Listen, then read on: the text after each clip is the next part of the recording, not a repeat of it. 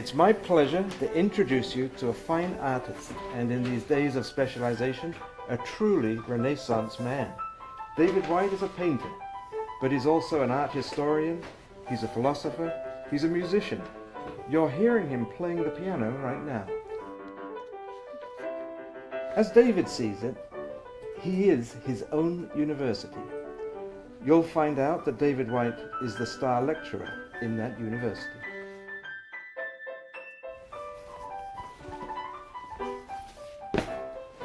So David, where to begin?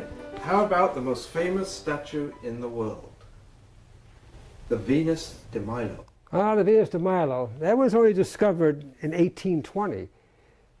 Long before Venus was famous, it was the Apollo Belvedere. Now that was uncovered somewhere in Rome in 1480. For centuries seen as a great work. But there are detractors. For example, Martin Luther, when he was in Rome, as a young man, he wanted to destroy this statue. Idol, false gods. But by the 18th century, Goethe swooned over it. He thought it was the greatest thing he ever seen in his life. Schopenhauer, the great philosopher, said, look at the head, look how it sails off the shoulders. How godlike, how an ideal humanity. Times have changed, you know. Now, the 20th century, Kenneth Clark, thought the statue dead. Well, after all, it was originally a bronze, and what happened is that this is a Roman copy. And when Rome fell, the bronze disappeared. But we've got this relic from that period. And it's had its strange little travels through time, you know, how it's seen from being something relevant and beautiful to being irrelevant. So this picture here is it's a painting of a woman swooning over the Apollo Belvedere, the bust of the Apollo Belvedere. Yes, that's correct. And it was painted in the 18th century, late 18th century. It's a lady of quality, and you see this beautiful setting. She got the beautiful pastoral scene behind her and the classical architecture, and you see her, this is the Enlightenment. She sees the Apollo as the embodiment of the pinnacle of beauty and art, of humanism. And it's curious that this is really, like as I said, the embodiment of harmony, the Apollo, by that time. But now, let's go now to the 20th century. This is 1914. This is a De Chirico's portrait love song. Look at, we have a plaster cast of the Apollo with a rubber glove and a train. And there's a feeling of disharmony, of disjunction. This is the metaphysical period of the great painter De Chirico. And you see he's now made this sculpture something enigmatic, not academic any longer, it's enigmatic. It's a strange painting, and it's the war had broken out. The war's broken out. There's this, and you can see the influence of the School of Paris of Picasso and those artists who were now flattening the spaces, who were bringing up ramps. It's a composition, but it's an important composition, and it brought this once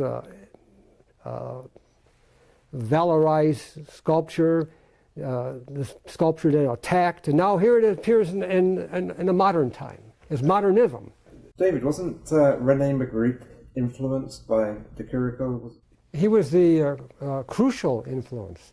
I'm glad you brought that up because Magritte was at a period in his life where he didn't know where to go, how he's going to develop his art. And he was looking through a magazine quite randomly, an art magazine, found a black and white print of this very painting. And he was so struck by its disharmony or its mysterious, strange order, he was literally moved to tears. He wept looking at this magazine, at this print, a black and white print of this. This is to show you how this was so different from anything he's seen before. So go back to what we said about Apollo Belvedere, from being so valorized and then so seen as just something irrelevant. Now it becomes very relevant. Spiritually, it seems to open the mind of Magritte that there's some continuity from the past into the strange new world we live in, this new brave world, you might say. Trains and rubber gloves and all the war going on and the questioning of European values, or the values of the Enlightenment. All this was going around at this time, intellectually.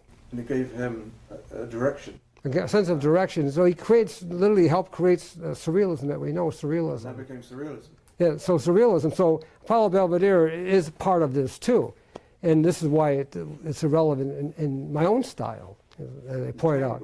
Tanguy was another... Oh, Tanguy was also influenced by De Chirico. A number of Max Ernst, a number of people were seeing this theater at De Chirico open. And De Chirico was a highly literate man. He read Schopenhauer, Nietzsche, philosophy. He was concerned with this idea of where was the West going in art. Unfortunately for De Chirico, and he became an enemy of modernism, became postmodern, you might say, before postmodernism was even brought out yet that he was afraid that things were going in the wrong direction. Well, that's another question. So then the question is, how did De Chirico influence your work?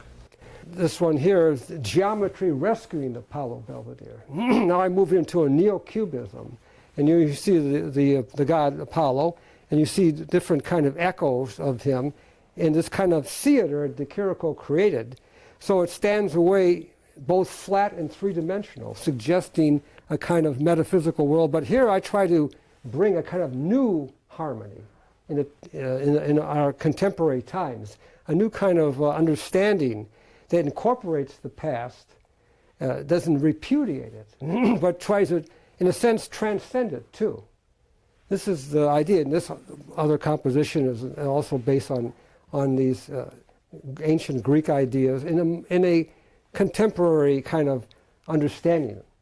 Now, in these paintings, these are paintings with figures with blue eyes. Now, is that an ancient symbol, or maybe you could explain this? Yes, it is an ancient symbol, and the blue eye, I'm glad you brought that up, because these blue eyes come from the Mediterranean. Actually, in Mesopotamia, 5,000 years ago, they found these alabaster figures, and they have these big, large, painted blue eyes.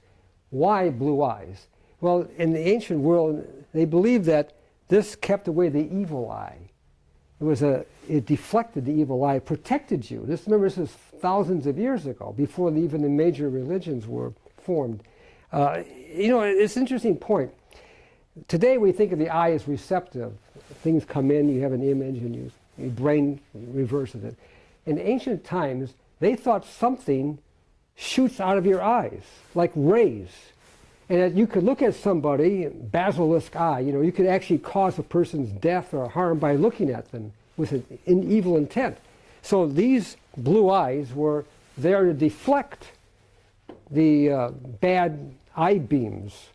It sounds naive, but that's what they believed. And to this day, they carry amulets that are made of glass or plastic to protect them from the evil eye. In this Turkey and Greece, Italy, they still have these things.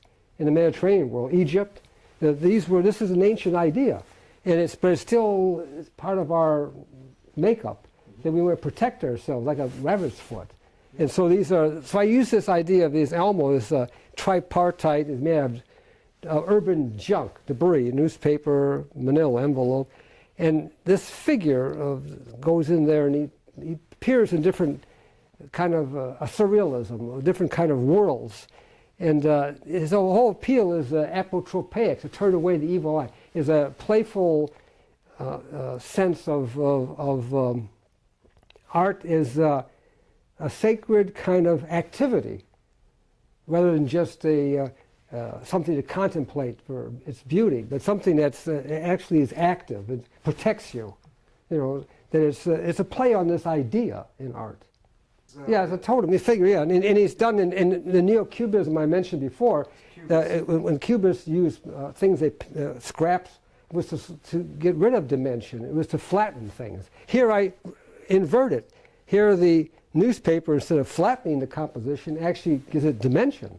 Yeah, it pops it right out. Yeah. You know, and this gives us a hallucinatory quality. And that gives the Elmo figure its playfulness, as you can see. Yeah, and this is one figure that was developing before I finally got to this figure of Elmo was complete. These were some paintings that were prefiguring this composition. Protects you. That's good. Yeah, it's a narrative. It's a playful idea, and so it draws as a vehicle. You know, this reminds me of a quote from Robert Frost. He was talking about poetry, but it fits this context. He spoke about young poets, and that they had textures, they had color, whatever, but they didn't. They said they had a piece of cloth, but the poet said, "But take that piece of cloth, make a pair of trousers out of it. You know, do something with it." In other words, you have ideas. So my Elmo is an example of a figure that uses a narrative from painting to painting. It's something that pulls you into different. It's a vehicle. It pulls you into different kind of worlds. Now here I'm seeing a figure. I think you called him Plotinus, a blue figure casting a shadow. Perhaps you could explain that figure to us. Yeah, well, Plotinus was actually based on a historic person who lived, a philosopher in Rome, from Alexandria, lived in the 3rd century A.D. And this philosopher was never a portrait of him. He was always anonymous. And so what I did is I used the caraculum. That was like a cloak they wore in antiquity. Like you see death with a caraculum on, you know. And that was a raincoat of sorts. And so I had this figure draped this way, mysteriously. And he's contemplating the Mediterranean world, and he sees beyond the realm of Caesar, that is the architecture, structures, columns, whatever. He sees beyond the pyramid. And the pyramid in ancient times was seen as a ramp of sunlight, as a point of elevation, that you went from this world to the eternal world, because the eternal world was gold, like the pyramid, and it cast no shadow. But in this world, you see the figure cast a shadow. This is a world of sorrows and suffering. This is a world of shadow and decay. And so you see this Alexandrian philosopher, Plotinus, the back of him, from the back. Much like Arnold Böcklin did in The Isle of the Dead, and the other artists that often show these figures with their yearning for some other world. You see him looking over here to the pyramid. Here the pyramid symbolizing the absolute. The absolute, in other words. And I have 3 markings on that pyramid. And that symbolizes the one, everything from the one, mind and psyche, or soul. So the one, the mind, and the soul. And this is basically a triad, and you see it here. And you see these windows sometimes opening up this way, and giving that idea of this sense of nostalgia for an absolute world, beyond the world of sufferings. So you're looking through a window in each of these paintings? That's right, in these paintings, and you see this other realm beyond. It's a contemplative style, a highly contemplative style, just like the style you saw the Elmo is a apotropaic style, which is this really primitive idea of a protection from the evil eye. Here you find this contemplative inward kind of world. This is a draped figure looking beyond. It's evocative in itself. Yeah, they're very dramatic. Dramatic, yeah. So you have, I guess, in the temporal world and the eternal world. And they all cast a shadow. And it always casts a shadow, because in the temporal world, it's the world of the womb world, where things are born and die. They cast shadow. But the eternal world, like gold world, nothing decays. You know, it's like that poem by Yeats, Sailing to Byzantium, a beautiful bird of changeless metal, gold, not common bird or petal. You know, it was a changeless metal. It was the eternal world. And it could see all things, all time passing, or things to come, you know. This is, these notions, these ideas are part of this Plotinus series. They're philosophical notions, basically. So David, where do you think painting is going today? That's a very good question. Where is painting going today? You know, I'll answer that question with a statement from Picasso, one of his comments. He said, a painter must always try different things. He must try to be different. He has to do what he has to do. But the important thing is he doesn't kill painting. You don't kill painting. So I would just say that painting is greater than any painter. You know, painters can be talented, they can be geniuses, they can be this and that. But the point is that painting itself is some kind of form of penetration. And I think it's always trying to discover something. That painting, we can't speak about painting because new generations come up and they have different ideas. And I think Picasso is correct to say that a painter must not kill painting, not abandon it, to repudiate it. There's also, this is art as a conversation, the notion of dimension. Yeah, well, in modernism, for example, when we say about modernism, you know, you usually start out with a figure like Manet is the good figure to start with in the 19th century, because Manet was always interested in some kind of change, some kind of dimension. He first saw Japanese prints, for example. He was struck by their emblematic qualities. He was struck by the fact that they were, in a sense, two-dimensional. And this helped him to reassess Western art. And his experiments, his movement towards these things was picked up, of course, by people like Cézanne. And Cézanne, remember, was a conservative, like Manet. He was a conservative in the sense he wanted to build painting again like the old masters, like Poussin, like these 17th century masters he admired in the Louvre. And he was disgruntled with Impressionism as just smoke and color. He wanted to bring back something solid. Of course, he changed art because he created this new dimension, a sense of space, this new sense of space. Now, space is very enigmatic because Picasso was obsessed with this idea of space too, that somehow space is some new concept. And I think that postmodernism, that you hear so much about with these very contradictory definitions, I think that postmodernism is basically a commentary on the success or failure of modernism. So when postmodernism seems to be successful, is when modernism fails in some way. But I think it's still modernism. I think it's just that since the 19th century, we're still experimenting, we're still moving into this idea of dimension, whatever that area would mean, some kind of penetration. But materialism, you know, much of materialism has led to nihilism. And today's science does not is not based on materialism anymore. It's a 19th century idea that you have these imperishable atoms and you only have three-dimensional space. We know now that there's a multi-dimensional universe, space, time. There's so many complex ideas about science. I'm not competent to talk about it, but it just shows you that the old materialism is gone. That was just an empty room with three dimensions in it, you know, and these little atoms and molecules, and that was it. But we know the universe is vast, and the human mind is vast. It sounds like there's hope. Oh, well, I would hope so. Dave, it's been a pleasure, and we'll have to do this again. Well, thank you. It's been a pleasure for me.